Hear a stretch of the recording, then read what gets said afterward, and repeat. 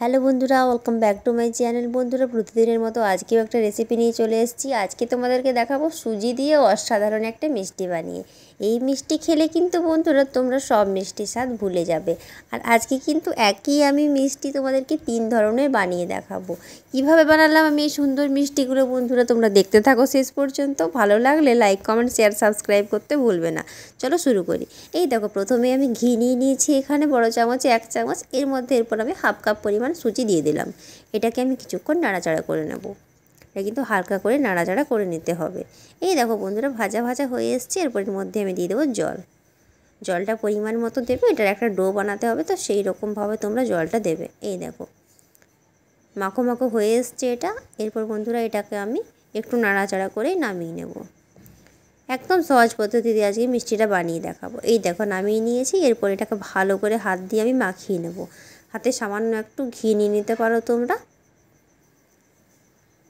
এই দেখো ভালো করে ডো বানিয়ে নিয়েছি। এরপর বন্ধুরা দেখো একটা আমি লেচির মতো করে নিয়েছি। এরপর এটাকে এরকমভাবে মিষ্টি তৈরি করে নেব। দেখো সব মিষ্টিগুলো তৈরি করে নিয়েছি। এখানে আমি তেল গরম হতে দিয়েছি। এবার মিষ্টিগুলো এর মধ্যে একটা একটা করে দিয়ে দেবো। খুবই সহজ পদ্ধতিতে বন্ধুরা, তোমাদের হাতে 5 থেকে 7 মিনিট থাকলেই কিন্তু তোমরা এই মিষ্টিটা বানিয়ে নিতে পারবে। এতটাই সহজ এই মিষ্টিটা বানানো, আর খেতে অসাধারণ কিন্তু। এই দেখো লাল লাল হয়ে এসছে। এটাকে আরেকটু ভেজে নেব। আজকে 3 রকমের মিষ্টি বানাবো বন্ধুরা, 3 ধরনের বানিয়ে দেখাবো। এই দেখো এভাবে ভাজতে থাকবো। একবার দেখলে কিন্তু যে কেউ বানাতে পারবে। এই দেখো এগুলো তুলে নিলাম। এরপর বন্ধুরা বাকি যেগুলো আছে সেগুলোও কিন্তু আমি দিয়ে দেব। 3 রকম করে এই মিষ্টিটাকে কিন্তু ভাজতে হবে। এই দেখো বাকিগুলো দিয়ে দিলাম। আগে যেগুলো ভেজেছিলাম তার থেকে একটু বেশি লাল লাল করে ভাজলাম এগুলো।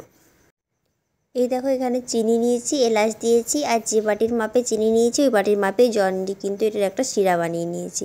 এরপর মিষ্টিগুলো আমি চিনির শিরার মধ্যে একটা একটা দিয়ে দিলাম।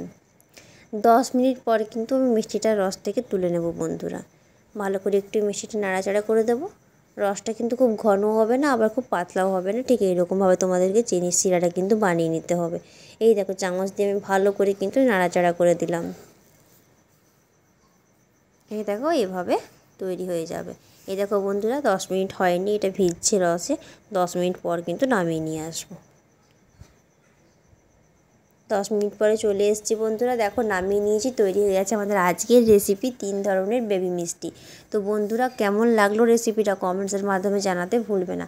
বন্ধুরা এই মিষ্টিটা কিন্তু খুবই নরম হয় বন্ধুরা, মুখে দেওয়া মাত্রই কিন্তু মিলিয়ে যাবে। আর অমৃত স্বাদের হয় এই মিষ্টিটা। তোমরা একবার না বানিয়ে খেলে কিন্তু বুঝতে পারবে না। তো রেসিপিটা অবশ্যই একবার বানাও, আর কেমন হয়েছে সেটা আমাকে অবশ্যই কমেন্টসের মাধ্যমে জানাবে। ভালো লাগলে অবশ্যই একটা লাইক দিয়ে চ্যানেলটা কিন্তু সাবস্ক্রাইব করতে ভুলবে না। ভালো থেকো সবাই।